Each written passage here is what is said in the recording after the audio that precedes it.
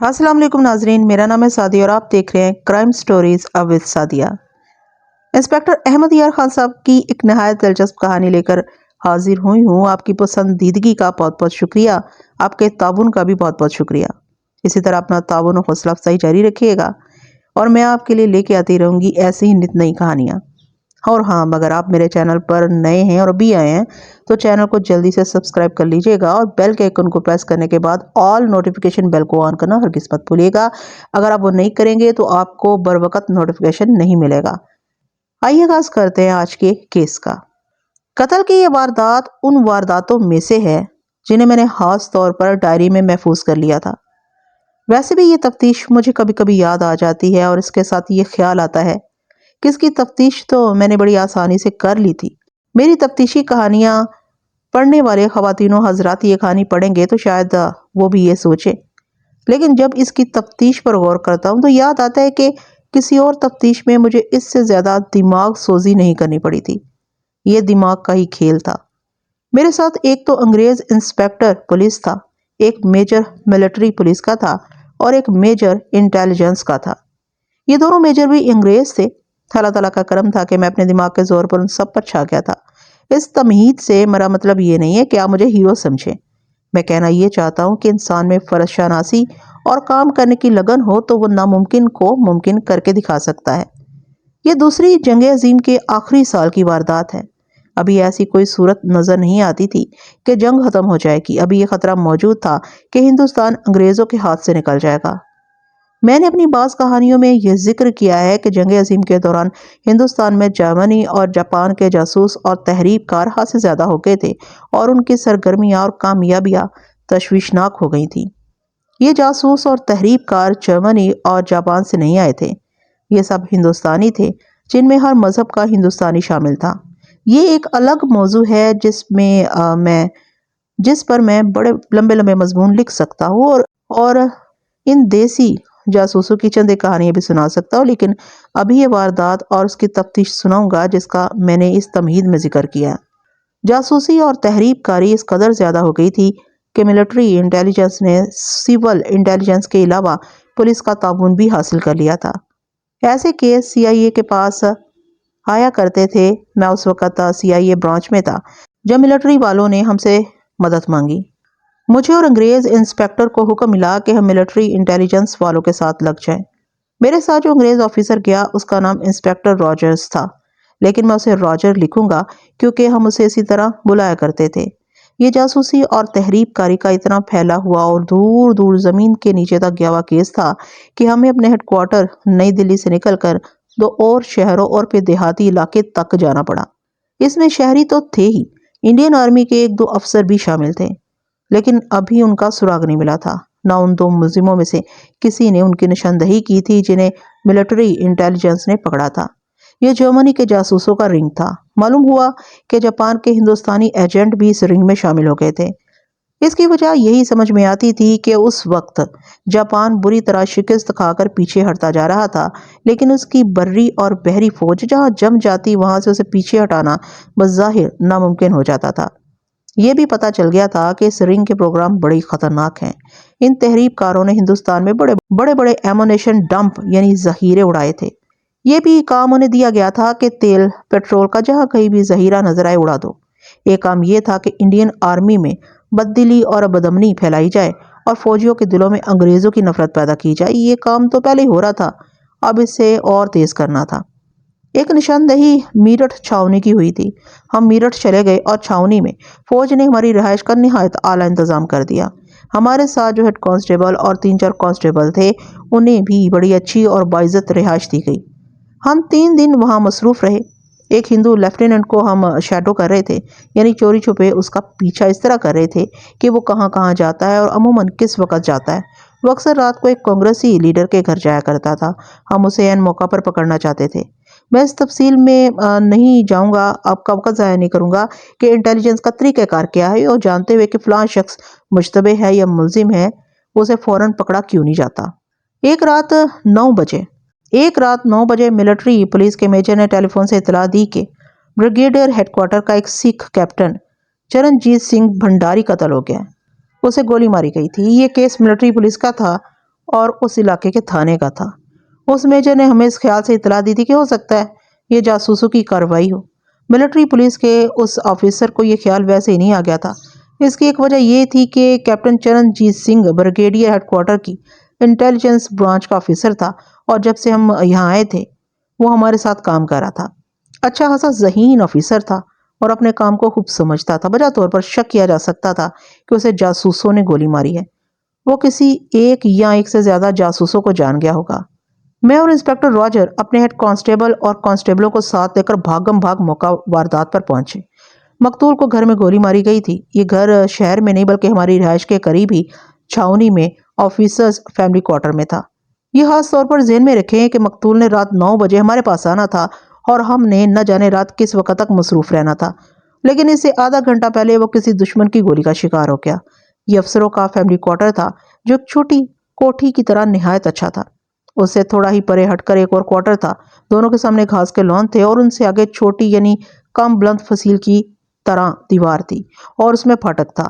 ہم کیپٹن چرنجیت سنگھ کے کوارٹر میں گئے تو وہاں جو افراد ملے ان میں ایک ہندو میجر تھا جو ساتھ والے کوارٹر میں رہتا تھا۔ اس کے ساتھ اس کی بیوی تھی۔ مقتول کا سکھ اردلی بھی تھا اور 22-23 سال عمر کی ایک بڑی خوبصورت لڑکی بھی تھی جس کے چہرے پر ہوائیاں اڑ رہی تھیں اور اس کے آنسو بہ رہے تھے۔ وہ مقتول کی بیوی تھی، نام امرت کور تھا۔ ہمیں بتایا گیا کہ لاش بیڈ روم میں پڑی ہے۔ ہم بیڈ روم میں گئے، وہاں 2 پلنگ ایک دوسرے کے ساتھ بچھے ہوئے تھے۔ ایک پلنگ اور دیوار کے درمیان لاش فرش پر پڑی ہوئی تھی۔ میں نے لاش کو اچھی طرح ادھر ادھر کر کے دیکھا۔ گولی ایک کنپٹی میں لگی تھی اور کھوپڑی کی دوسری طرف نکل گئی تھی۔ اس سے یہ صاف اندازہ ہو رہا تھا کہ قاتل مقتول کے سامنے اور ذرا ایک طرف کھڑا تھا۔ اپنے تجربے کی بنا پر میں یہ بھی سمجھ گیا کہ گولی قریب سے ماری گئی ہے۔ جسم پر کسی اور چوٹ یا زخم کا نشان نہیں تھا۔ میرے ساتھ انسپکٹر راجر نے دیوار دیکھی تو اسے ایک جگہ گولی کا نشان نظر آیا۔ وہاں ایک تپائی پڑی تھی۔ انسپکٹر راجر نے تپائی ہٹا کر نیچے دیکھا تو اسے فائر کی ہوئی گولی جو پیچھے گئی تھی مل گئی۔ ہم وردی نہیں پہنتے تھے، سویلین کپڑے پہنا کرتے تھے۔ ہمارے ساتھ ملٹری پولیس اور انٹیلیجنس کے جو آفیسر تھے وہ بھی وردی نہیں پہنتے تھے۔ مقتول نے گرم سوٹ یعنی کوٹ اور پتلون پہن رکھا تھا، نیک ٹائی بھی بندھی ہوئی تھی اور اس کے سر پر پگڑی بھی تھی۔ گولی پگڑی میں سے گزری تھی۔ اس کے اس لباس سے پتہ چلتا تھا کہ وہ ہمارے پاس آنے کے لیے تیار تھا۔ لاش کے ایک ہاتھ کے قریب فرش پر درمیانے سائز کی ایک شیشی یعنی بوتل پڑی ہوئی تھی۔ اس کا ڈھکنا اترا ہوا تھا اور اس کے اندر جو دوائی تھی وہ فرش پر بہہ گئی تھی اور کچھ دوائی ابھی تک شیشی میں موجود تھی۔ شیشی کھڑی نہیں بلکہ پہلو پر گری ہوئی تھی۔ میں نے شیشی اٹھائی اور اس پر جو لیبل تھا وہ پڑھنے لگا۔ یہ کوئی نیند کی دوائی تھی۔ یہ میں اس لیے یقین کے ساتھ کہہ رہا ہوں کہ اس کا نام آج کی نیند کی دوائیوں سے ملتا جلتا تھا۔ مثلا آج کل گولیوں کی شکل میں نیند کی جو دوائیاں ملتی ہیں ان میں ایک ڈائزی پام ہے اور ایکسائزی پام بھی ہے اور اسی طرح کچھ اور دوائیاں ہیں۔ اس دوائی کا نام بھی مجھے اچھی طرح یاد نہیں رہا، کوئی پام ہی تھا۔ وہ دوائی گولیوں کی بجائے سرپ کی صورت میں تھی۔ انسپکٹر راجر نے شیشی میرے ہاتھ سے لے کر لیبل پڑھا تو اس نے بھی کہا کہ یہ نیند کی دوائی ہے۔ راجر نے ہی دیکھا کہ شیشی کا ڈھکنا تپائی پر پڑا ہوا تھا۔ شیشی میں چند ایک چمچ دوائی رہ گئی تھی۔ راجر نے ڈھکنا شیشی پر چڑھا دیا اور شیشی بھی قبضے میں لے لی۔ لاش کی دوسری طرف ایک بڑا چمچ پڑا تھا جسے ٹیبل سپون کہتے ہیں۔ کھلی ہوئی شیشی اور اس چمچ سے یہی ظاہر ہوتا تھا کہ مقتول یہ دوائی پینے لگا تھا یا پی چکا تھا، لیکن مجھے یہ خیال آیا کہ مقتول کو ہمارے پاس آنا تھا اور یہ ایک میٹنگ تھی جس میں ہم سب کو اپنے دماغ پوری طرح بیدار رکھنے تھے۔ تو کیا مقتول نیند کی دوائی پی کر ہمارے پاس سونے کے لیے آ رہا تھا؟ لاش کو پوسٹ مارٹم کے لیے بھجوانا تھا۔ میں لاش سے ہٹا اور پلنگ کی دوسری طرف پہنچا تو ساتھ والے کمرے میں ٹیلی فون کی گھنٹی بجی۔ میں نے اور انسپکٹر راجر نے ایک دوسرے کی طرف دیکھا۔ راجر نے مجھے ہلکا سا اشارہ کیا تو میں کمرے میں ٹیلی فون سننے چلا گیا۔ ریسیور اٹھا کر کان سے لگایا تو میں نے دانستہ ہیلو نہ کہا۔ فون کرنے والا بولے تو میں نے دانستہ ہیلو نہ کہا کہ فون کرنے والا بولے۔ 3-4 سیکنڈ کے بعد کسی آدمی کی مدھم سی آواز آئی، امر۔ یہ لہجہ رازداری والا تھا۔ میں نے کہا ہولڈ آن کریں، میں بات کرواتا ہوں۔ لیکن فون کرنے والے نے میری بات نہ سنی، صرف اتنا سن کر ہولڈ کریں اس نے فون بند کر دیا۔ یہ فون مقتول کی بیوی کے لیے تھا، اس کا نام امرت کور تھا اور اس آدمی نے اسے امر کہا تھا۔ یہ کوئی امرت کور کا بے تکلف دوست تھا، اگر ایسا نہ ہوتا تو وہ مسز چرنجیت کہتا یا ذرا احترام سے اس کا پورا نام لیتا۔ یہ فون کہیں باہر سے یعنی شہر سے نہیں آیا تھا، چھاونی کا اپنا الگ ایکسچینج تھا۔ 0 ڈائل کرتے تو آپریٹر بولتا تھا، اسے کہتے تھے کہ فلاں نمبر ملا دے۔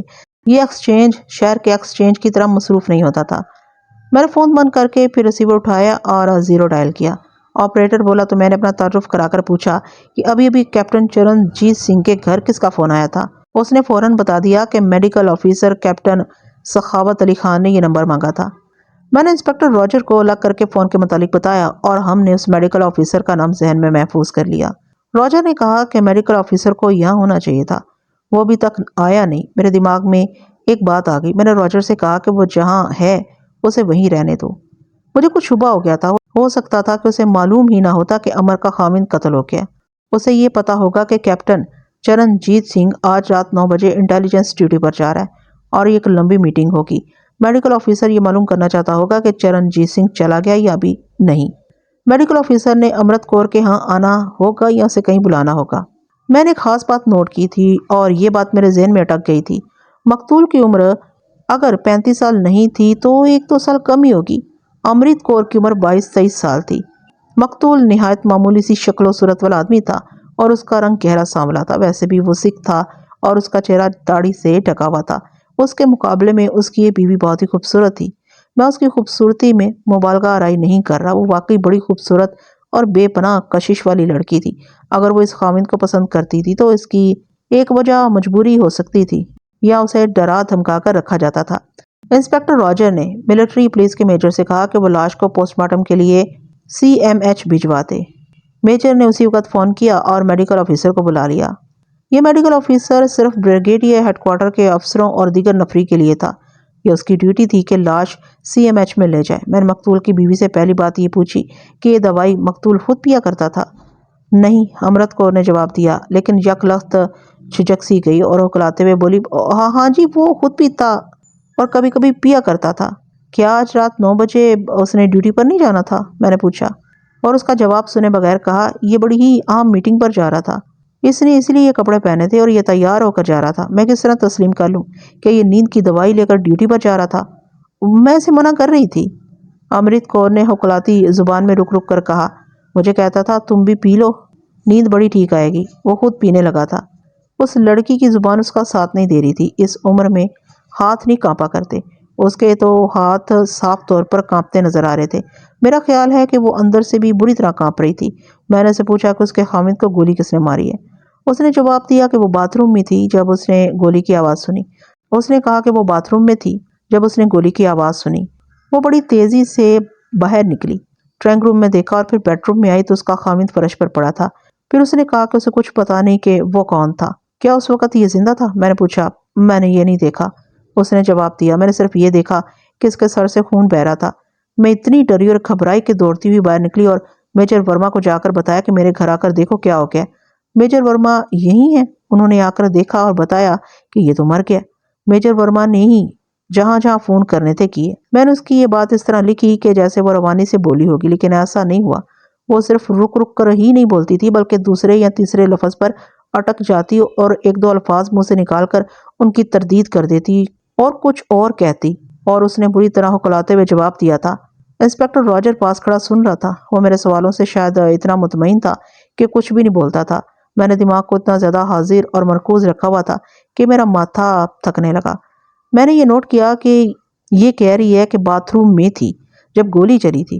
اس نے کہا تھا کہ مقتول دوائی پینے لگا تھا اور اس نے اسے دوائی پینے سے روکا تھا، اور یہ بھی اس لڑکی نے کہا کہ مقتول نے اسے کہا تھا کہ وہ یہ دوائی پی لے۔ اس کا مطلب یہ تھا کہ جب مقتول دوائی ہاتھ میں لیے ہوئے تھا اس وقت گولی چلی اور وہ گرا اور شیشی الٹ گئی، لیکن اس کی بیوی کہہ رہی تھی کہ وہ باتھ روم میں تھی۔ امرت کور نے اپنے خلاف اچھا خاصا شک پیدا کر دیا تھا۔ جس عورت کا خامد اس طرح مارا جائے اسے صدمے سے اس سے بھی زیادہ بری حالت میں ہونا چاہیے، لیکن یہ میرا تجربہ اور مشاہدہ ہے کہ وہ صدمہ کسی اور طرح ظاہر ہوا کرتا ہے۔ اس لڑکی کی حالت کچھ اور ہی ہو رہی تھی۔ اتنے میں ایک باوردی کیپٹن کمرے میں داخل ہوا۔ وہ بریگیڈیئر کوارٹر کا میڈیکل آفیسر کیپٹن سخاوت علی خان تھا۔ اس کی عمر 27-28 سال تھی۔ میں نے اسے پولیس والوں کی خاص نظر سے اور خاصا غور سے دیکھا۔ اس کا قد بت نہایت اچھا تھا، رنگ گورا اور خوب نوجوان تھا۔ اس نے کمرے میں داخل ہوتے ہی سیلیوٹ کیا۔ وہاں سب افسر رینک کے اعتبار میں اس سے سینئر تھے۔ اسے دیکھ کر میں نے فوراً امرت کور کو دیکھا اور جہاں تک میرا خیال ہے کہ اس کے چہرے پر تبدیلی سی آئی تھی، یا یہ میرا وہم بھی ہو سکتا تھا۔ ملٹری پولیس کے آفیسر نے اسے کہا کہ لاش پوسٹ مارٹم لے جانے کا انتظام کرے۔ میں اور انسپکٹر راجر ڈرائنگ روم میں گئے۔ ابھی امرت کور ہمارے ساتھ تھی۔ اس کی حالت بگڑتی جا رہی تھی۔ وہ ایک بار دو دو قسم کی باتیں کرتی تھی۔ اسے ہم نے ایک اور کمرے میں بٹھا دیا اور اپنے ہیڈ کانسٹیبل کو ہدایات دے کر دروازے میں کھڑا کر دیا۔ مقتول کے اردلی کو بلایا۔ اردلی آ گیا۔ وہ سکھ تھا اور جوانی کی عمر میں تھا۔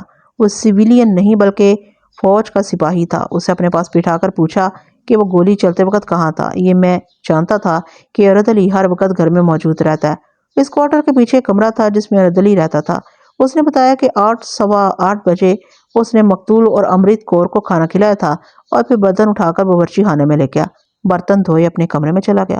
جانے سے پہلے اس نے مقتول سے جانے کی اجازت لی تھی۔ مقتول نے اسے کہا تھا کہ میں باہر جا رہا ہوں اور پیچھے ٹھیک طرح خیال رکھنا، بالکل ہی نہ سو جانا۔ پھر اردلی نے بتایا کہ اس نے خود کھانا کھایا اور ذرا سا لیٹا ہی تھا کہ گولی چلنے کی آواز آئی۔ وہ چونکا تو ضرور لیکن اسے ایسا شک نہیں ہوا کہ کسی نے کسی کو گولی مار دی ہوگی۔ پھر بھی وہ باہر نکلا۔ اس کا کمرہ پیچھے کی طرف تھا۔ گھر کے اندر خاموشی تھی۔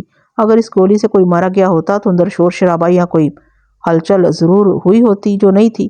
پھر بھی وہ آہستہ آہستہ ڈرائنگ روم کے باہر والے دروازے تک گیا اور آہستہ سے دروازہ کھٹکھٹایا۔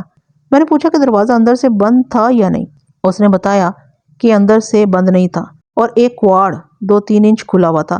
اس نے اندر دیکھا تو اسے امرت کور کی پیٹھ نظر آئی۔ وہ فون سن رہی تھی یا کر رہی تھی۔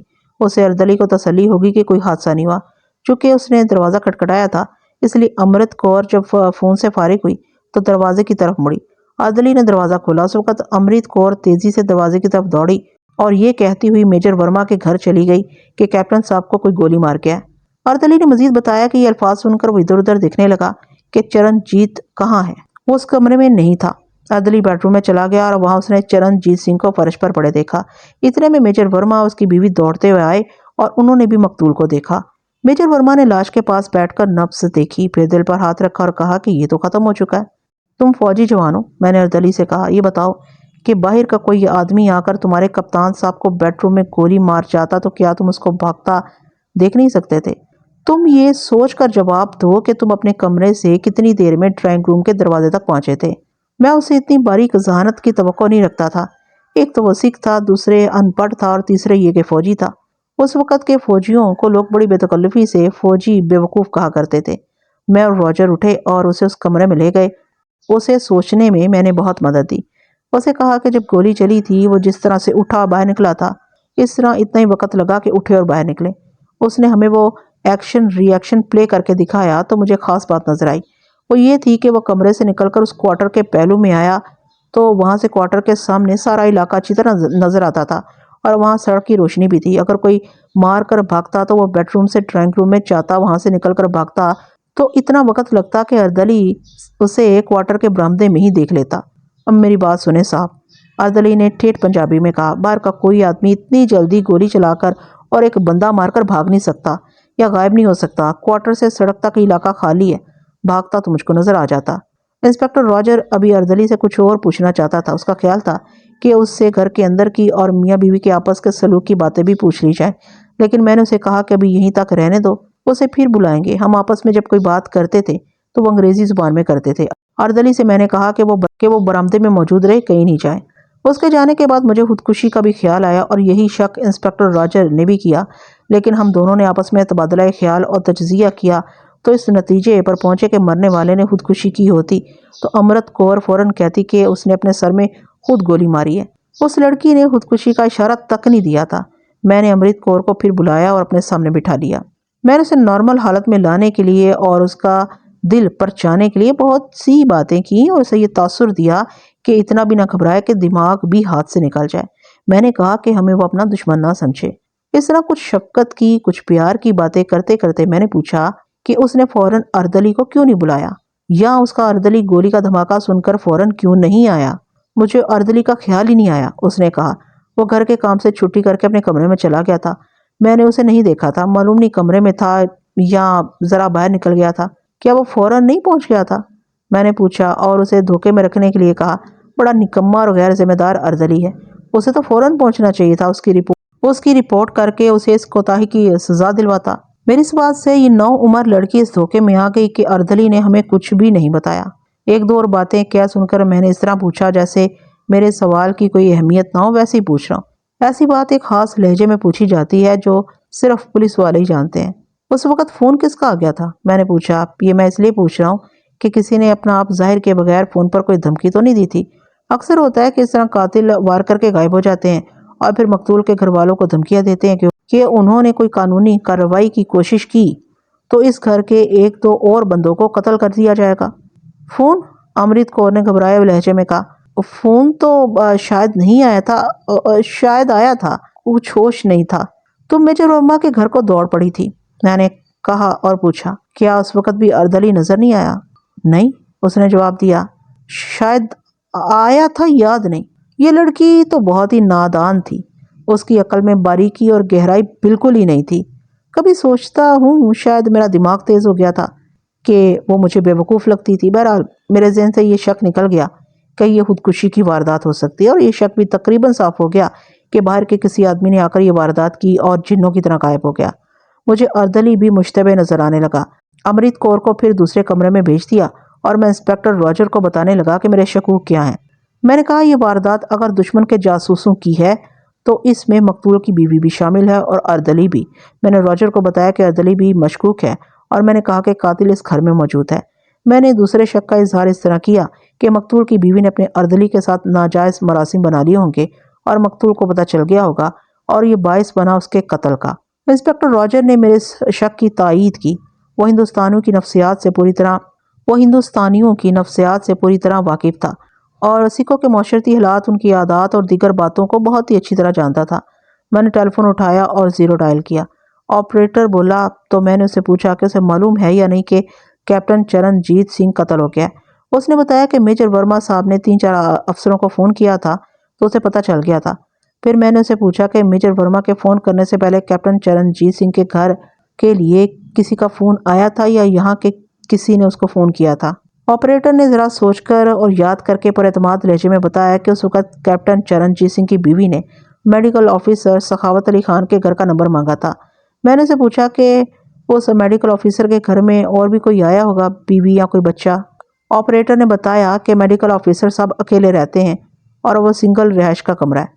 میں نے اسے کہا کہ وہ سوچ کر میرے ہر سوال کا جواب بالکل صحیح دے، کیونکہ ہو سکتا ہے اسے کورٹ میں گواہی دینی پڑے۔ میں نے اس کا نام لکھ لیا، وہ نائک تھا۔ اس نے کہا کہ لوگ یعنی فوجی ایک دوسرے کے نمبر اسے ملوا کر باتیں کرتے رہتے ہیں، لیکن اسے افسروں کا خاص خیال رکھنا پڑتا ہے۔ کسی افسر کی بیوی کہیں فون کرے تو وہ اور زیادہ محتاط ہو جاتا ہے۔ میں اس کی یہ بات بڑی اچھی طرح سمجھ گیا تھا۔ دوسرے فوجیوں کی نسبت افسر بہت ہی تھوڑے تھے، انہیں وہ نہیں بھول سکتا تھا۔ میں نے اس سے یہ بھی پوچھا کہ کیپٹن چرنجیت سنگھ کی بیوی کیا اکثر کیپٹن سخاوت علی خان کے ساتھ فون پر بات کرتی رہتی ہے؟ اور کم سے کم آدھا گھنٹہ اور زیادہ سے زیادہ 1 گھنٹہ، آپریٹر نے بلا جھجک جواب دیا۔ دوسرے تیسرے دن ان کی بات ہوتی ہے اور بڑی دیر فون انگیج رکھتے ہیں۔ کیا تم نے بھی کبھی ان کی باتیں سنی ہیں؟ میں نے پوچھا۔ نہیں صاحب، اس نے جواب دیا، یہ سول کا ایکسچینج نہیں۔ اگر میں دوسروں کی اور خاص کر افسروں کی باتیں سنتے پکڑا جاؤں تو سیدھا کورٹ مارشل ہوگا۔ آپریٹر کے ساتھ جو باتیں ہوئی تھی وہ میں نے انسپکٹر راجر کو سنائی۔ ایک بات واضح ہو کر سامنے آ گئی کہ امرت کور کی دوستی کیپٹن ڈاکٹر سخاوت علی خان کے ساتھ تھی۔ اب یہ دیکھنا تھا کہ گولی چلنے کے فوراً بعد امرت کور نے کیپٹن سخاوت علی کے ساتھ کیا بات کی تھی۔ کیا اس نے یہ اطلاع دی تھی کہ کیپٹن چرنجیت سنگھ کا کام تمام کر دیا گیا؟ میں اور راجر اس مسئلے پر تبادلہ خیالات کرنے لگے۔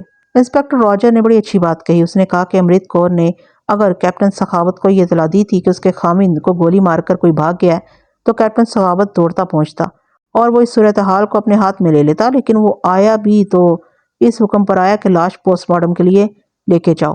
اس کا مطلب یہی ہو سکتا تھا کہ کیپٹن سخاوت اس خبر کے انتظار میں تھا۔ یہ شک تو امرت کور نے اپنے خلاف پکا کر دیا تھا۔ یہ اس طرح کہ اس نے میرے پوچھنے پر جواب دیا تھا کہ اسے یاد نہیں کہ کس کا فون آیا تھا۔ اس نے یہ بھی تسلیم نہیں کیا تھا کہ اس نے کسی کو فون کیا تھا۔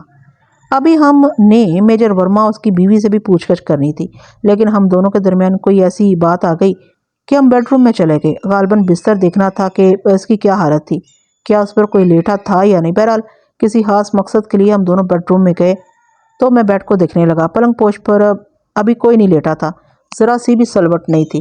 میں کچھ اور دیکھنے کی کوشش کر ہی رہا تھا کہ انسپکٹر راجر نے میرا نام لے کر بلایا۔ میں نے اس کی طرف دیکھا، وہ ڈریسنگ ٹیبل کے پاس کھڑا تھا۔ اس کے ہاتھ میں چمڑے کی ایک بیلٹ تھی جس کے ساتھ پستول یا ریوالور رکھنے کا ہولسٹر لگا ہوتا ہے اور اس میں گولیاں رکھنے کے لیے چمڑے کے خانے بنے ہوئے ہوتے ہیں۔ آپ نے ایسی بیلٹ آج کل اکثر دیکھی ہوگی۔ یہ کمر کے ساتھ بھی باندھی جا سکتی ہے اور کندھے کے ساتھ لٹکائی بھی جاتی ہے۔ اکثر لوگ کندھے کے ساتھ لٹکا کر رکھتے ہیں۔ یہ دیکھ کر مجھے یاد آیا کہ مقتول کو میں نے 2-3 بار یہ بیلٹ کندھے میں ڈالے دیکھا تھا۔ شام کے بعد جب وہ ہمارے ساتھ ہوتا تھا تو یہ بیلٹ اس کے ساتھ ضرور ہوتی تھی۔ ہم اپنے ریوالور اپنے کپڑوں کے اندر رکھتے تھے، لیکن مقتول یہ بیلٹ باہر رکھتا تھا۔ انسپکٹر راجر نے بتایا کہ اسے یہ بیلٹ ڈریسنگ ٹیبل کے پیچھے پڑی ملی ہے۔ اس کے ہولسٹر میں ریوالور نہیں تھا۔ گولی والے خانے میں 12 گولیاں پڑی ہوئی تھیں اور 6 خانے خالی تھے۔ اس کا مطلب یہ تھا کہ 6 گولیاں ریوالور کے سلنڈر میں تھیں، لیکن ریوالور کہاں تھا؟ انسپکٹر راجر نے مجھ سے پوچھا کہ میں نے لاش کے کپڑوں کی تلاشی لی تھی۔ یہ تو پہلا کام تھا جو ہم لوگ لاش کو دیکھ کر کیا کرتے تھے، یعنی جامع تلاشی۔ میں نے راجر کو بتایا کہ میں نے جامع تلاشی لی تھی اور کسی جیب میں ریوالور نہیں تھا۔ پہلے ہمیں یہ بیلٹ نظر ہی نہیں آئی تھی، یہ تو ویسے ہی کمرے میں ٹہلتے ہوئے راجر کو نظر آ گئی تھی۔ پلنگوں سے ذرا ہٹ کر ایک کونے میں ڈریسنگ ٹیبل رکھا ہوا تھا۔ یہ ٹیبل عام میز جتنا اونچا نہیں تھا بلکہ نصف اونچائی تھی۔ اس کے سامنے کرسی سے کم اونچائی والا سٹول رکھا تھا۔ آئینہ کا دادم تھا اور میز کے دائیں اور بائیں درازیں تھیں جو نیچے فرش تک چلی گئی تھیں۔ پچھلی طرف نیچے ایک اور تختہ لگا ہوا تھا۔ یہ وجہ تھی کہ بیلٹ اس تختے اور دیوار کے درمیان گری پڑی تھی اور نظر نہ آئی۔ میں نے بیلٹ اور ہولسٹر کو غور سے دیکھا تو پتہ چلا کہ اسے پالش کیا گیا ہے۔ میں نے بیلٹ ناک سے لگائی تو بوٹوں والی پالش کی بڑی صاف بو آئی۔ مجھے کچھ خوشی ہوئی کہ تازہ پالش پر انگلیوں کے نشان بڑے صاف ہوں گے۔ ہم دونوں نے بیلٹ کو اس طرح پکڑا تھا کہ پالش کی ہوئی سائڈ پر اور خصوصاً ہولسٹر پر ہماری انگلیاں نہ لگیں۔ میں نے اپنے ہیڈ کانسٹیبل کو بلایا، اسے کہا کہ دوڑ کر جائے اور باکس اٹھا لائے۔ وہ دوڑتا ہوا کمرے سے نکل گیا۔ یہ ایک باکس تھا جو تفتیش میں ہر تفتیشی آفیسر کے ساتھ جاتا تھا۔ ہم چونکہ انٹیلیجنس کے سلسلے میں تفتیش کرنے نکلے تھے، اس لیے ہمارے باکس میں کچھ زیادہ ہی سامان تھا۔ اس میں ایک تو آتشی شیشہ تھا جس سے چھوٹی چیز بڑی نظر آتی ہے، انگلیوں کے نشان محفوظ اور واضح کرنے کا سامان بھی تھا۔ یہ خاص کاغذ اور پاؤڈر وغیرہ ہوتا ہے۔ امرت کور کو بلایا اور بیلٹ اسے دکھا کر پوچھا کہ اس کے خاوند کا ریوالور کہاں ہے۔ میں نے یہ بھی کہا کہ اس میں 6 گولیاں لوڈ ہوں گی لیکن اب 5 ہوں گی۔ ریوالور؟ امرت کور نے اکھڑی اور ڈری ہوئی سی آواز میں کہا، کہاں ہے؟ ہاں ہونا تو چاہیے تھا، کہاں ہے معلوم نہیں۔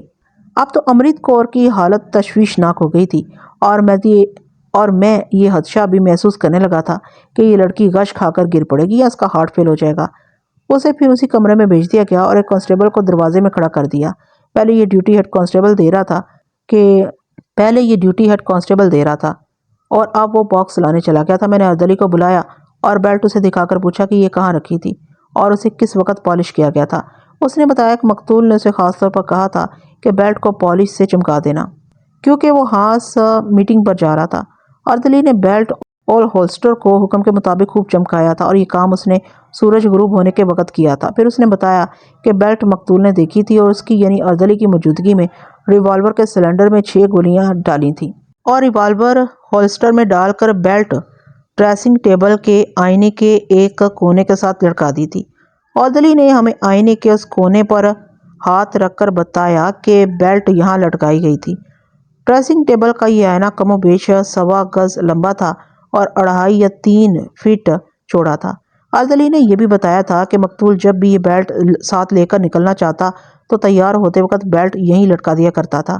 اردلی کو ہم نے برآمدے میں بھیج دیا اور میں انسپکٹر راجر کو ساتھ لے کر اس کمرے میں چلا گیا جہاں امرت کور بیٹھی ہوئی تھی۔ میں نے اس کے دونوں ہاتھ پکڑ کر ہتھیلیاں باری باری اپنی ناک سے لگائیں تو ان سے مجھے پالش کی بو آئی۔ راجر نے بھی اس کی ہتھیلیاں سونگھی تو میری طرف دیکھ کر اس نے تائید میں سر ہلایا۔ مطلب یہ ہے کہ اسے بھی پالش کی بو آئی تھی۔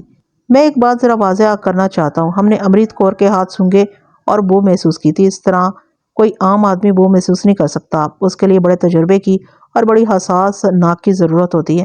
بو کا مطلب یہ نہیں تھا کہ جس طرح پیاز کی یا کسی اور بدبودار چیز کی بو کچھ دور سے ہی محسوس ہوتی ہے۔ سونگھنے کی حس اگر تیز ہوتی ہے تو وہ جانوروں کی ہوتی ہے یا بو گر کتوں کی ناک بہت ہی حساس ہوتی ہے۔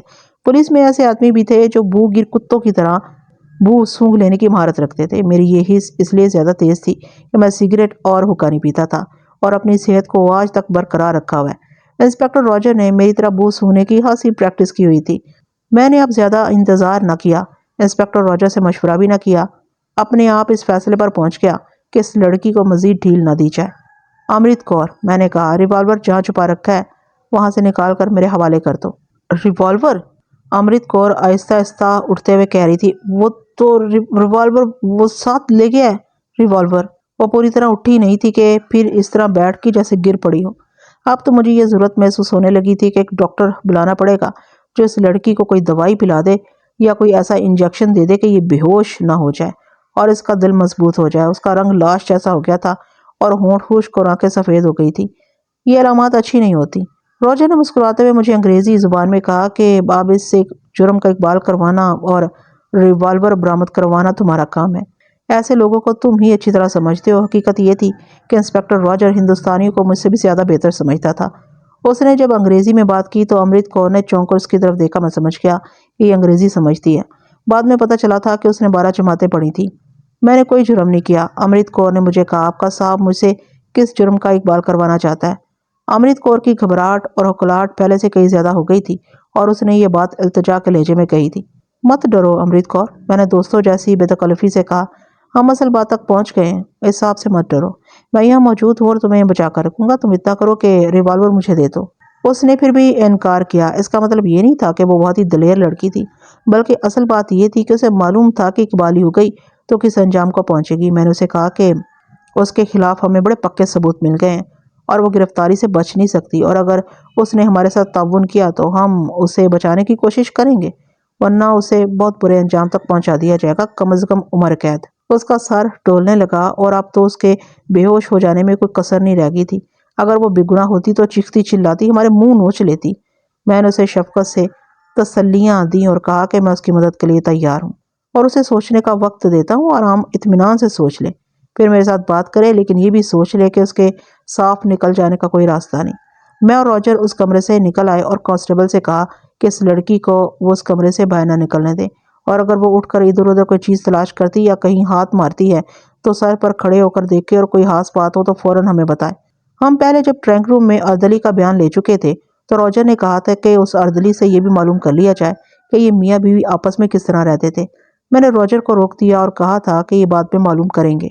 मैं और रॉजर उस कमरे से निकल आए और कांस्टेबल से कहा कि इस लड़की को वो इस कमरे से बाहर ना निकलने दे। अगर वो उठकर इधर उधर कोई चीज़ तलाश करती है या कहीं हाथ मारती है तो सर पर खड़े होकर देखे, और अगर कोई हाथ पात हो तो फौरन हमें बताए। हम पहले जब ट्रंक रूम में अर्दली का बयान ले चुके थे तो रॉजर ने कहा था कि इस अर्दली से ये भी मालूम कर लिया जाए कि ये मियाँ बीवी आपस में किस तरह रहते थे। मैंने रॉजर को रोक दिया था और कहा था कि ये बाद में मालूम करेंगे। अब वो वक्त आ गया था। ये तो मुझे यकीन हो गया था कि कातिल अमृत कौर है या उसका कोई आशना कातिल है, और अमृत कौर ने उसके साथ मिलकर ये वारदात की है। मैंने अभी ये शक भी ज़हन में रखा हुआ था कि दुश्मन के जासूसों की भी वारदात हो सकती है, और ये वारदात अमृत कौर के इमाम पर उसके ताउन से हुई है। लेकिन जब चरणजीत सिंह को तस्वुर में लाता और इस खूबसूरत और नौमद लड़की को इसके साथ खड़ा करता तो मेरा ये शक पुख्ता हो जाता था कि इस लड़की ने अपने इस खामिन से इस तरह जान छुड़ाई है कि उसे गोली मार दी है या मरवा दी है। अर्दली को अंदर बुलाया और बिठाकर पूछा कि ये मियाँ बीवी आपस में किस तरह रहते थे। क्या इनमें लड़ाई झगड़ा रहता था या एक दूसरे से रूठे रूठे रहते थे? अर्दली ने सर झुकाकर कुछ सोचा। मैंने उसे कहा कि वो डरे नहीं, इसका साहब मारा गया है और अब इसका कोई कुछ नहीं बिगाड़ सकता। अगर वो सही बात नहीं बताएगा तो हम उसका कोर्ट मार्शल करा देंगे। मुझे किसी का डर नहीं साहब, अर्दली ने बड़ी दलेरी से कहा। मैं जो कुछ देखता रहा हूँ वो ज़रूर बताऊंगा। मुझे चरणजीत सिंह साहब का बहुत अफसोस है। मेरा गांव उनके बिल्कुल करीब है। उन्होंने बहुत बड़ी गलती की थी कि पुरानी बीवी की छुट्टी करा दी और उस लड़की को बीवी बनाकर गया। इसके बाद चरणजीत सिंह साहब गांव नहीं गए। ये जिस रोज़ भी गांव जाते उनकी पहली बीवी के भाई उन्हें कत्ल कर देते। ये आप ही बेहतर जानते हैं कि यहाँ उन्हें किसने कत्ल किया है। मैं जो कुछ देखता रहा हूँ वो बता देता हूँ। उसने तफसीलन बताया कि अमृत कौर हामिद के साथ खिंची खिंची रहती थी। चरणजीत सिंह उसे खुश रखने की बहुत कोशिश करता था, सैर सपाटा तो बहुत ही करवाता था। अमृत कौर उससे लड़ती झगड़ती नहीं थी, कभी रोने लगती, कभी डरने लगती थी। रूठी हुई तो वो हर वक्त ही रहती थी। अर्दली को उसने कई बार कहा था कि उसका दिल नहीं लगता और कभी तो दिल चाहता कि घर से भाग कर जंगलों में चली जाए। मेरे पूछने पर उसने बताया कि उनकी शादी को अभी पूरा 1 साल नहीं हुआ। चरणजीत सिंह 10 दिनों की छुट्टी लेकर अमृत कौर को शिमला भी ले गया था, लेकिन अमृत कौर किसी तरह भी खुश और राजी नहीं होती थी। एक बात बताओ, मैंने पूछा, क्या अमृत कौर ने किसी और अफसर के साथ दोस्ती लगाई हुई थी? अर्दली ने बताया कि कोई ऐसा अफसर नहीं था जो चरणजीत सिंह की गैर हाजिरी में यहाँ आता हो। अलबत्ता अमृत कौर किसी को टेलीफोन करती थी और बहुत देर तक बातें करती रहती थी। उस वक़्त वो हंसती भी थी, मुस्कुराती और बड़ी प्यारी बातें करती थी। میرے اشارے پر اس نے بتایا کہ اسے بھی شک ہے کہ میڈیکل آفیسر کیپٹن سخاوت علی خان کے ساتھ امرت کور کی دوستی ہے۔ میں نے اردلی کو کچھ اور اشارے اور لقمے دیے تو اس نے بتایا کہ امرت کور اس ڈاکٹر کے پاس دوائی لینے جاتی رہتی ہے اور اس وقت اردلی ساتھ ہوتا ہے۔ اردلی نے بتایا کہ دوسرے مریضوں کو یہ ڈاکٹر 1-2 منٹ میں فارغ کر دیتا تھا، لیکن امرت کور جب اندر جاتی تو آدھا گھنٹہ اور کبھی اس سے بھی زیادہ وقت لگا کر باہر آتی تھی۔ اردلی نے بتایا کہ امرت کور اس ڈاکٹر کی بہت تعریفیں کیا کرتی ہے۔ یہاں میں آپ کو یہ بات یاد دلاتا ہوں جو میں اپنی کچھ کہانیوں میں لکھ بھی چکا ہوں۔ جنگ عظیم کے دوران ایک تو ٹھیکیداریاں عام ہو گئی تھی اور معمولی سے لوگ ملٹری کانٹریکٹر اور سپلائر بن گئے اور سونے چاندی میں کھیلنے لگے تھے۔ مسلمانوں کے پاس اتنی دولت آئی تو وہ غلط راستے پر چل نکلے، شرابی کبابی ہو گئے اور اپنے گھر کے سکون کو تباہ و برباد کر دیا۔ کئی ایک نے دوسری شادی کر لی اور پرانی بیوی اور بچوں کو اجاڑ دیا۔ یہ ایک وجہ تھی گھروں میں لڑائی جھگڑے پیدا کرنے کی۔ چرنجیت سنگھ کے سلسلے میں جنگ عظیم کا دوسرا پہلو سامنے آتا ہے، وہ یہ کہ انڈین آرمی میں بے پناہ اضافہ ہو گیا تھا۔ محاذوں پر ہندوستانی مکھیوں کی طرح مر رہے تھے، جن میں افسر بھی شامل تھے۔ آپ جانتے نہیں ہیں کہ افسر کم ہوتے ہیں۔ یہ جب مرنے لگے تو فوج میں افسروں کی کمی پوری کرنا ایک مسئلہ بن گیا۔ اس مسئلے کو اس طرح حل کیا گیا کہ ان صوبیداروں کو جو تعلیم یافتہ تھے کیپٹن کا عہدہ دے دیا گیا۔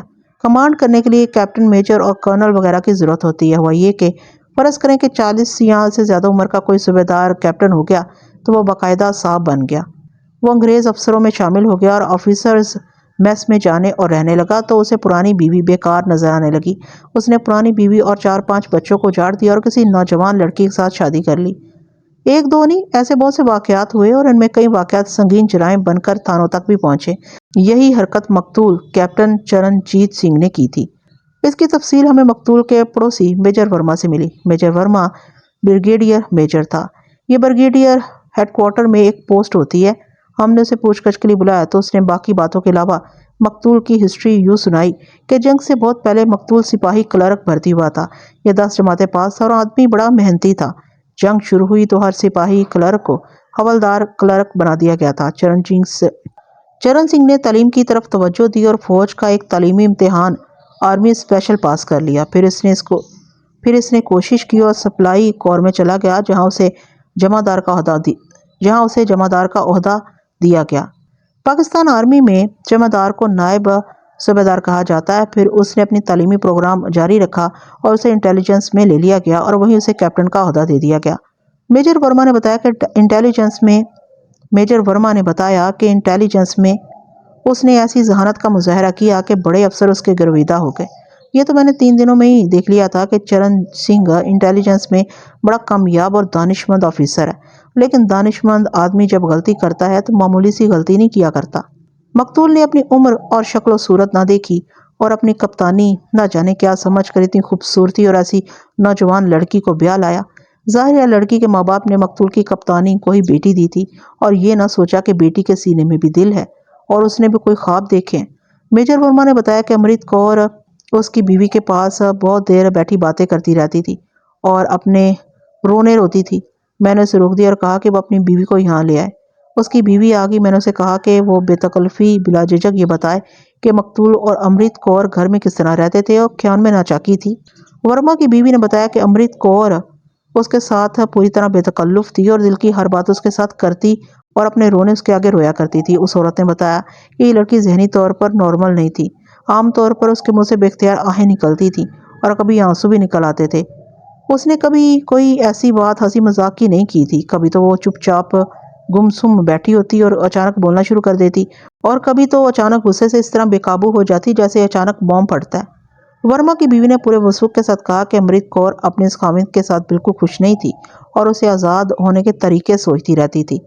اس زمانے میں لوگوں کو ڈپریشن ہوتی ہوگی لیکن ابھی عام لوگ اس لفظ سے واقف نہیں تھے سوائے ڈاکٹروں کے۔ اس نے امرت کور کی جو علامتیں اور باتیں تفصیل سے سنائیں ان سے یہی تشخیص 2 قسموں کی ہوتی ہے۔ ایک میں مریض پر تقریباً ہر وقت رونے کی کیفیت آری رہتی ہے اور وہ ہر بات کا صرف منفی پہلو دیکھتا ہے۔ اس کی ہر سوچ منفی اور ملول ہوتی ہے، اس کے ذہن میں ایک خوف سا موجود رہتا ہے۔ ڈپریشن کی دوسری قسم زیادہ خطرناک ہوتی ہے۔ اس کا مریض ذرا سی بات پر غصے سے پھٹنے لگتا ہے اور مرنے مارنے پر اتر آتا ہے۔ وہ تشدد، تحریب کاری کی طرف فوراً مائل ہو جاتا ہے۔ ورما کی بیوی نے اس کی جو حالت بیان کی تھی اس سے یہ ظاہر ہوتا تھا کہ اس پر ڈپریشن کی یہ دونوں قسمیں طاری رہتی تھی۔ वर्मा की बीवी ने बताया कि एक रोज अमृत कौर मकतूल से कुछ ज्यादा ही उखड़ी हुई थी। उस रोज उसने ज्यादा बातें की। उसने वर्मा की बीवी को पहली बार बताया कि उसके खामिद ने उसकी और अपनी इंश्योरेंस करवाई है। यह उसने शादी के दूसरे या तीसरे महीने करवाई थी। दोनों पॉलिसियां 40-40 हजार की थी। उस जमाने में 40 हजार आज के लाखों जितनी रकम बनती थी। अमृत कौर ने वर्मा की बीवी से ये अल्फाज कहे कि चरणजीत सिंह से इतनी तंग आ चुकी हूँ कि खुदकुशी का इरादा कर लेती हूँ, लेकिन ये सोचकर ये इरादा तोड़ देती हूँ कि मैं मर जाऊंगी तो इस शख्स को मेरे इंश्योरेंस के 40 हजार रुपये मिलेंगे। मैं नहीं चाहती कि मेरी मौत से इसे इतना फ़ायदा हो। मैं तो कहती हूँ कि ये मर जाए, इससे मुझे दो फायदे होंगे। एक ये कि इसके इंश्योरेंस के 40 हजार रुपये मुझे मिलेंगे और इसे रिहाई भी मिल जाएगी। हमारे लिए ये एक नई खबर थी। कत्ल का बायस ये इंश्योरेंस पॉलिसी भी हो सकती थी, लेकिन देखना ये था कि अमृत कौर को इस रास्ते पर किसने डाला और किसने उकसाया था। कत्ल की ऐसी वारदातें आपने सुनी होंगी कि हामिद ने बीवी की लाइफ इंश्योरेंस कराई और थोड़े ही अरसे के बाद उसे इस तरह मार दिया या मरवा दिया कि ये कत्ल ना लगे बल्कि हादसा या कुदरती या तबई मौत लगे। कई लोगों को सजा भी हुई थी। रात के 2 बज रहे थे। मैंने इंस्पेक्टर रॉजर ने फैसला कर लिया था कि अब इस केस को गिरफ्तारी तक पहुंचाकर ही आराम करेंगे। हम जितनी देर मेजर वर्मा और उसकी बीवी से पूछताछ करते रहे, इस दौरान हमारे हेड कांस्टेबल ने हॉल्स्टर से उंगलियों के निशान उस खास कागज पर उतार लिए थे जो बॉक्स में मौजूद रहता था। हम वर्मा और उसकी बीवी से फारिग हुए तो रॉजर ने अमृत कौर के दोनों हाथों की उंगलियों के और पूरी पूरी हथेली के भी निशान कागज पर लगवा लिए। ये कागज और हॉल्स्टर से लिए हुए उंगलियों के निशान फ्लोर फिंगरप्रिंट ब्यूरो भेजे जाने थे। वहां उंगलियों के निशानात पहचानने और रिपोर्ट लिखने वाले एक्सपर्ट मौजूद थे। मैं उस कमरे में चला गया जहां जहां अमृत कौर बैठी थी। मैं पहले पूरी तरह बयान कर चुका हूं कि वो जहनी हालत में थी और मुझे ये खदशा नजर आ रहा था कि ये बेहोश हो जाएगी और उसका हार्ट भी फेल हो सकता है। वो उसी हालत में थी, बल्कि अब उस पर गुनूदगी तारी हो रही थी। उसकी याद खुली आंखों में खुमार सा था। ये था वो वक्त और ये थी वो जहनी और जज्बाती कैफियत जब पत्थर जैसे मजबूत मुजरिम भी बयान दे दिया करते हैं। मैंने उसके साथ थानेदारों के अंदाज में ऑफिसरों के लहजे में बात ना की, बल्कि उसके सर पर हाथ रखा और हमदर्दी की 1-2 बातें की। मैंने उसे कहा कि टेलीफोन एक्सचेंज से हमें मालूम हो चुका है कि उसने खामिद को गोली मारकर कैप्टन सखावत अली खान को फ़ोन पर इतला दे दी थी। फिर मैंने उसे कहा कि हम जब यहाँ पहुंचे तो एक फ़ोन आया था जो मैंने सुना था, वो कैप्टन सखावत अली खान का था। इस तरह उसे बताया कि उसके खिलाफ हमें मुकम्मल शहादत मिल चुकी है और वो हमारे साथ ताउन करे और हम उसके साथ ताउन करेंगे। फिर भी उसने इनकार में सर हिलाया, लेकिन अब उसमें सकत नहीं रही थी। अमृत कौर, मैंने कहा, हम इस घर की तलाशी इस तरह लेंगे कि तमाम ट्रंक और अटैची केस उल्टे करके खाली कर देंगे और अलमारियों में से भी हर चीज बाहर निकाल कर देखेंगे और रिवॉल्वर हमें मिल ही जाएगा। बेहतर है कि तुम रिवॉल्वर खुद निकाल दो। मैंने अपना मुंह उसके मुंह के करीब ले जाकर कहा, तुम मजलूम हो अमृत कौर, तुम तन्ने तनहा हो। मैं तुम पर मजीद जुल्म नहीं करना चाहता। ये मेरे लिए गुनाह होगा। मुझे तुम अपना क्यों नहीं समझती? और ये जो अंग्रेज ऑफिसर आपके साथ है, उसने गुनूदगी के आलम में कहा, और मिलिट्री पुलिस के ऑफिसर भी आ गए हैं। उनसे आप मुझे किस तरह छुड़ाएंगे? क्या तुम देख नहीं रही कि मैं तुम्हारे पास अकेला आया हूँ? मैंने कहा, मैं तुम्हारा बयान लूंगा और उन गोरे अफसरों को मोड़ तरोड़ के बयान सुनाऊंगा। इस तरह जुबान की हेरा फेरी से मैंने उसे राम कर लिया। राम न होती तो हमारे पास इकबाली बयान लेने के और तरीके भी थे, लेकिन मैं इस लड़की पर तशद्दुद करने के हक में नहीं था। आपके इस आदमी से पता चला है कि आप मुसलमान हैं। अमृत कौर ने बड़ी ही बेबसी और शिकस्त हुर्दगी की हालत में कहा, ये मैं आपको खुश करने के लिए या अपने आप को बचाने के लिए नहीं कह रही। ये तो मेरा कभी का फैसला है कि मैं मुसलमान हो जाऊंगी। मेरा ये इरादा और ये ख्वाहिश आप पूरी कर दें और फिर चाहें तो मेरे साथ शादी कर लें या किसी बड़े ही अच्छे मुसलमान के साथ मुझे ब्याह दें। मैं ज़िंदगी से तंग आ गई हूँ। वो इस तरह बोल रही थी जैसे गहरी नींद में बोल रही हो। उसने कुछ और बातें भी की थी जो सब की सब एबनॉर्मल थी। उसकी आंखें खुली हुई थी, लेकिन वो भी आधी आधी। मैं तुम्हारी ये ख्वाहिश ज़रूर पूरी करूँगा। मैंने कहा, तुम ये बताओ कि तुम कौन से मुसलमान की खातिर मुसलमान होना चाहती हो? डॉक्टर सखावत के लिए। उसने बिला सोचे फौरन जवाब दिया। अब तो यूं लगता था जैसे वो खुद नहीं बोल रही, बल्कि अल्फाज अपने आप ही उसके मुंह से निकल रहे हैं। दरअसल उसका शऊर सो गया था और जहन लाशऊर बेदार होकर रात से पर्दे उठा रहा था। ये काम मुझ पर छोड़ दो। मैंने कहा, मैं तुम्हारी शादी डॉक्टर सखावत के साथ करवा दूंगा। तुमने खामिद को गोली मार दी, अब तो क्या मौका का कोई गवाह नहीं? मैं अब तुम एक मुसलमान लड़की समझकर बात कर रहा हूँ। तुम मुझे असल बात बता दो, फिर देखना मैं क्या करता हूँ। मैंने उसके अर्दली को बुलाकर कहा कि उसे गर्म दूध पिला दो और अगर कुछ खाना चाहती है तो वो भी खिला दो। उसने कहा कि वो सिर्फ दूध पिएगी।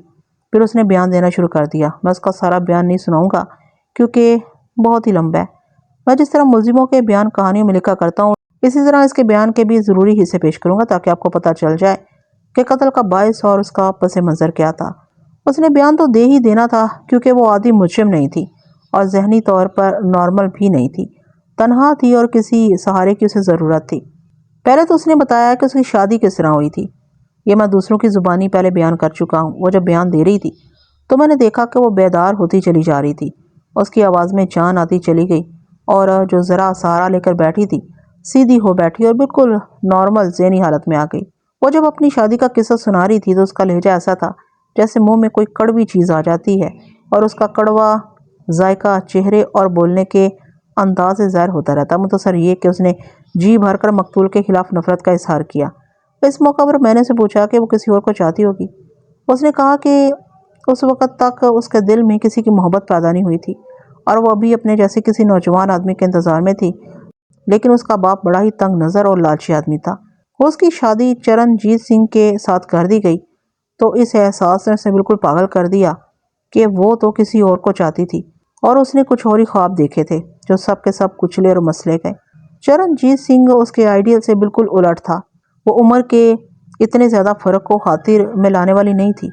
یہ دوسرے پہلو تھے جو اسے پیس رہے تھے۔ اس نے کہا کہ چرنجیت سنگھ اس کے آگے بچھ جاتا تھا اور کبھی تو ویسی حرکتیں کرتا تھا جیسے وہ اس کا خامد نہیں بلکہ غلام ہے۔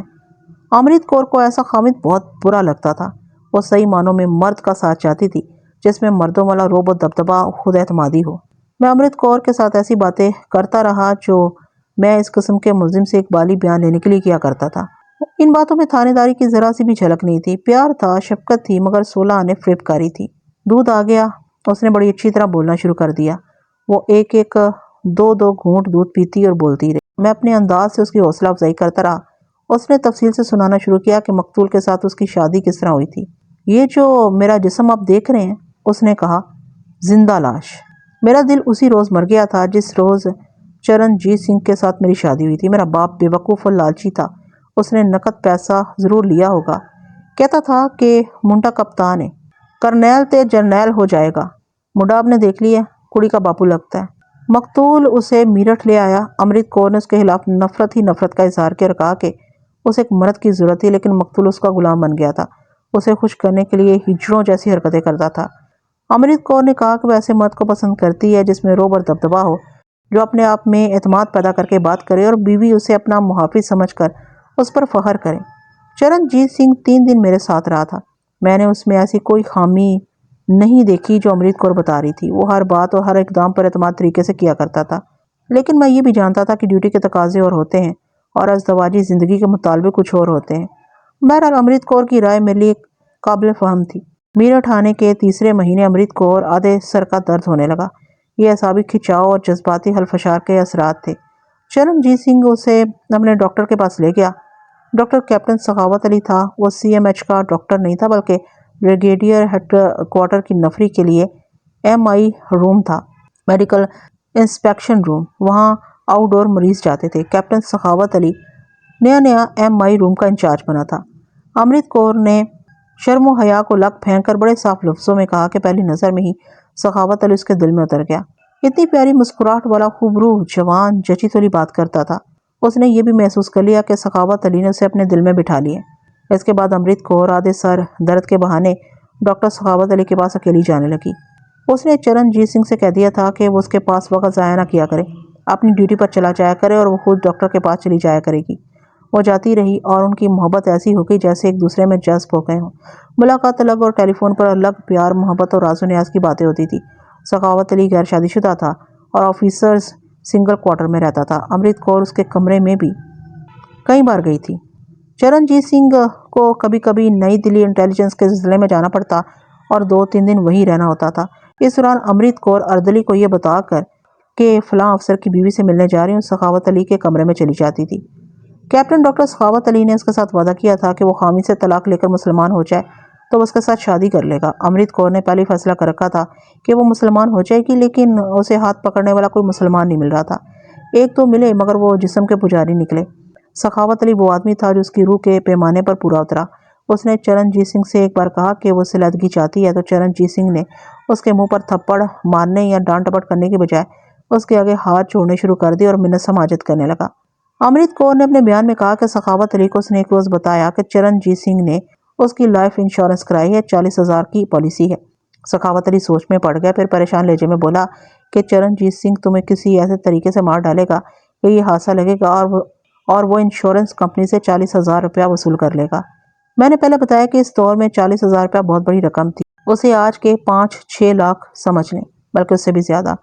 یہاں تک میں نے جو کہانی سنائی ہے اس میں کوئی نئی بات نہیں تھی، یہ قتل کی عام کہانیوں جیسی ہے، کسی میں خاوند نے بیوی کو قتل کر دیا، کسی میں بیوی نے خاوند کو قتل کر دیا۔ یہ جو واردات کی اور تفتیش سنا رہا ہوں اس کا یہ حصہ دوسری تمام کہانیوں سے مختلف ہے اور اسی سے اس کہانی میں دلچسپی پیدا ہوتی ہے۔ امرت کور نے اپنے خاوند سے کہا کہ وہ اس سے علیحدہ ہونا چاہتی ہے اور اس کے ساتھ روٹھی رہنے لگی۔ بعض راتیں وہ اس کے ساتھ بیڈ روم میں سونے سے انکار کر دیتی تھی۔ خاوند اس کی منت سماجت کرنے، اسے خوش رکھنے کی کوشش کرتا تھا، مگر امرت کور ڈپریشن کی مریضہ ہو گئی۔ میں اس کی یہ کیفیت یہاں دہراؤں گا نہیں، یہ میں بریگیڈیئر میجر ورما کی بیوی کی زبانی سن چکا ہوں۔ امرت کور نے اپنے بیان میں اپنی یہ کیفیت تفصیل سے سنائی تھی۔ مقتول اس کی اس ایب نارمل ذہنی حالت سے اور اس کے دشمنوں جیسے سلوک سے تنگ آ گیا تھا یا نہیں، یہ تو کوئی بھی نہیں بتا سکتا تھا۔ امرت کور نے یہ تاثر لیا اور مجھے بھی یہی تاثر دیا کہ مقتول اسے تنگ آ گیا تھا۔ امرت کور نے مجھے یہ بھی بتایا کہ اس نے 2-3 مرتبہ چرنجیت سنگھ سے کہا تھا کہ وہ سر کے بال کٹوا دے اور داڑھی بھی صاف کرا دے۔ یہ واحد مطالبہ تھا جس پر چرنجیت سنگھ کو غصہ آ گیا تھا اور اس نے امرت کو ڈانٹ دیا تھا۔ ادھر کیپٹن سخاوت علی نے امرت کور کے ذہن میں یہ بات بٹھا دی کہ چرنجیت سنگھ نے دیکھ لیا ہے کہ اس کی نہیں بن رہی، اس لیے اب اسے کسی اور طریقے سے مار کر اس کی انشورنس کا 40,000 روپیہ وصول کرے گا۔ امرت کور کو سخاوت علی کی ہر بات پتھر پر لکیر اور حرف آخر لگتی تھی۔ اس نے بیان میں کہا کہ چرنجیت سنگھ نے اسے 3-4 بار جان سے مار دینے کی کوشش کی تھی۔ اس نے سنا ہے کہ ایک روز وہ اسے دریا گنگا پر سیر کے لیے لے گیا جو وہاں سے 22-23 میل دور ہے۔ کرائے پر چھوٹی سی کشتی لی اور خود چپو چلانے لگا۔ کشتی کو پل کے ایک ستون کے قریب لے گیا اور کشتی ستون سے ٹکرائی جو الٹنے سے بچ گئی۔ امرت کور نے مجھے سنایا کہ چرنجیت تیرنا جانتا تھا، وہ مجھے ڈبونا چاہتا تھا لیکن کشتی الٹ نہ سکی۔ پھر ایک روز مجھے فوجی موٹر سائیکل پر بٹھایا اور سیر کو لے چلا۔ امرت کور نے کہا راستے میں اتنی تیزی سے موڑ کاٹے کہ پیچھے سے بازو اس کی کمر میں نہ ڈال لیتی تو میں گر کر مر جاتی۔ میں نے اسے کہا کہ فوراً واپس چلو اور آہستہ چلاؤ۔ ایک روز مجھے دلی سے آگے قطب مینار دکھانے لے گیا، اس نے کہا، اور ایک واقعہ سنایا۔ وہاں مجھے مینار کے اوپر لے کے اور بار بار کہتا کہ نیچے دیکھو، ہر چیز کتنی چھوٹی نظر آتی ہے، اور میرے قریب ہونے کی کوشش کرتا تھا۔ میں سمجھ گئی کہ یہ مجھے اتنی زیادہ بلندی سے گرانا چاہتا ہے کہ وہاں سے گر کر میرا جسم ٹکڑے ٹکڑے ہو جاتا۔ میں دوڑ کر نیچے آ گئی۔ اس نے یہ واقعات پوری تفصیل سے سنائے تھے اور میں نے جرا بھی کی تھی۔ میں جان گیا تھا کہ یہ اس کا وہم ہے۔ حامد اسے خوش کرنے کے لیے لے گیا تھا لیکن وہ اسے وہم نہیں، حقیقت اور ارادہ قتل سمجھی تھی۔ اس کا وہم سخاوت علی نے پکا کیا تھا۔ امرت کور نے ہر واقعہ سخاوت کو سنایا تھا اور سخاوت نے کہا تھا کہ یہ خاوند کا ارادہ قتل تھا۔ امرت کور نے اپنے خاوند کے ہاتھ سے کچھ کھانا پینا ہی چھوڑ دیا تھا۔ آخر میں امرت کور کی ذہنی حالت اتنی بگڑ گئی کہ اسے نیند بھی نہیں آتی تھی۔ واردات والی رات کے متعلق امرت کور نے یہ بیان دیا کہ چرنجیت سنگھ ہمارے پاس آنے کے لیے تیار ہوا تو اس نے امرت کور سے کہا کہ وہ اس کے لیے نیند کی دوائی لایا ہے، یہ لے نیند آ جائے گی۔ وہ نہ جانے رات کس وقت واپس آئے۔ امرت کور کے بیان کے مطابق وہ فوراً سمجھ گئی کہ یہ نیند کی دوائی نہیں بلکہ شیشی میں زہر ہے اور چرنجیت نے اس پر نیند کی دوائی کا لیبل لگا رکھا ہے۔ اس نے دوائی پینے سے انکار کر دیا۔ چرنجیت نے اسے پیار سے کہا تو بھی وہ نہ مانی۔ اس وقت بیڈ روم میں تھے۔ چرنجیت شیشی اور چمچ اٹھائے امرت کور کے پیچھے پیچھے پھر رہا تھا اور وہ آگے آگے بھاگ رہی تھی۔ آخر چرنجیت نے ذرا غصے سے کہا کہ اسے زبردستی دوائی پلائے گا۔ امرت کور نے سوچا کہ یہ طاقتور مرد ہے، وہ کمزور سی لڑکی ہے جو اس کا مقابلہ نہیں کر سکے گی اور آج یہ اس کو مار کر ہی رہے گا۔ ڈپریشن کی ماری ہوئی اس لڑکی کو یہ سوچ بھی آئی کہ یہ مجھے زہر پلا کر چلا جائے گا اور ساری رات باہر گزار کر صبح آ کر رپورٹ دے دے گا کہ میری غیر حاضری میں میری بیوی کو کوئی زہر پلا کے ہے۔ امرت کور کا دماغ اس کے قابو سے بالکل ہی نکل گیا۔ وہ تو پہلے اس کے قابو میں نہیں تھا۔ وہ ڈریسنگ ٹیبل کے پاس کھڑی تھی، مقتول پلنگوں کی دوسری طرف تھا۔ اس نے کہا کہ آج میں بھی دوائی پلا کر ہی جاؤں گا۔ امرت کور کو ڈریسنگ ٹیبل کے آنے کے ساتھ ریوالور والی بیلٹ لٹکتی نظر آ گئی۔ یہ چرنجیت سنگھ اپنے ساتھ لے جا رہا تھا۔ اس نے ریوالور لوڈ کر کے رکھا تھا۔ امرت کور نے ریوالور نکال لیا اور دونوں ہاتھوں میں پکڑ کر نالی چرنجیت سنگھ کی طرف کر دی۔ یہ لوڈ ہے، چرنجیت سنگھ نے اپنی زندگی کے آخری الفاظ کہے۔ ریوالور رکھ دو۔ امرت کور نے ٹریگر دبا دیا۔ گولی چرنجیت کی کھوپڑی میں سے پار ہو کر پیچھے دیوار سے لگی۔ میں نے اس ڈرامے کے آخری سین پر بہت جرا کی اور اس نتیجے پر پہنچا کہ چرنجیت سنگھ امرت کور کو اسی کے فائدے کے لیے نیند کی دوائی زبردستی پلانے کی کوشش کر رہا تھا۔ اس زبردستی میں خلوص اور پیار تھا۔ امرت کور کو 5 راتیں نیند نہیں آئی تھی، جس سے اس کی ذہنی حالت میں تلخی بلکہ تشدد پسندی اور جارحیت بڑھ گئی تھی۔ اس کی سوچیں تو پہلے ہی منفی اور تحریبی ہو چکی تھیں۔ اس نے خامد کو گولی مار کر ڈاکٹر سخاوت علی کو فون پر اطلاع دے دی اور سخاوت نے اسے کہا کہ پولیس آ جائے، کوئی آ جائے، یہی کہنا کہ باہر کا کوئی آدمی گولی مار گیا۔ بیان کے بعد امرت کور نے ریوالور اپنے ایک اٹیچی کیس میں سے نکال دیا تھا۔ میں نے برآمدگی میجر ورما اور مقتول کے اردلی کے سامنے کروائی اور انہیں گواہ بنایا تھا۔ اس کے بعد ہم نے کیپٹن ڈاکٹر سخاوت علی کو شامل تفتیش کیا اور اسے بتایا کہ امرت کور نے اس کے متعلق کیا بیان دیے۔ اس نے کچھ باتیں تسلیم کی، کچھ نہ کی۔ اس نے یہ تسلیم کر لیا کہ اسے امرت کور سے محبت ہے اور یہ بھی تسلیم کیا کہ اس نے امرت کور سے کہا تھا کہ چرنجیت سنگھ اسے مار کر اس کی انشورنس کی رقم وصول کرنا چاہتا ہے۔ میں نے انسپکٹر راجر نے آپس میں صلاح مشورہ کیا تو ملٹری پولیس کے انگریز میجر کو بھی ساتھ رکھا۔ ڈاکٹر سخاوت اعانت جرم کا مجرم تھا۔ اس نے ایک ذہنی مریضہ کو قتل پر اکسایا تھا، لیکن اس کے خلاف ثبوت کوئی نہیں تھا۔ امرت کور کے بیان سے اس کا جرم ثابت نہیں کیا جا سکتا تھا۔ ہم نے اسے تفتیش سے خارج کر دیا، لیکن انسپکٹر راجر نے اس کے خلاف بڑی سخت رپورٹ لکھی اور بریگیڈیئر کو خود جا کر دی۔ اس رپورٹ کا لب لباب یہ تھا کہ ڈاکٹر ہو کر ایک ذہنی مریضہ کا علاج کرنے کی بجائے اسے خامد کے خلاف ایسا بھڑکایا کہ اس نے اپنے خامد کو گولی مار دی۔ امرت کور کو عمر قید کی سزا ہوئی تھی اور ڈاکٹر سخاوت علی خان کا بریگیڈیئر کمانڈر نے کورٹ مارشل کرایا اور اسے سروس سے ڈسمس کر دیا گیا تھا۔ ڈسمس کا مطلب ہوتا ہے کہ یہ شخص کسی بھی قسم کی سرکاری سروس میں نہیں لیا جا سکتا۔ ناظرین، امید کرتی ہوں کہ یہ کہانی آپ کو پسند آئی ہوگی۔ پسند آئی تو لائک، کمنٹ اور شیئر کرنا ہرگز مت بھولے گا اور مجھے اجازت دیجیے ایسی کسی اچھی سی کہانی تک کے لیے۔ اللہ حافظ۔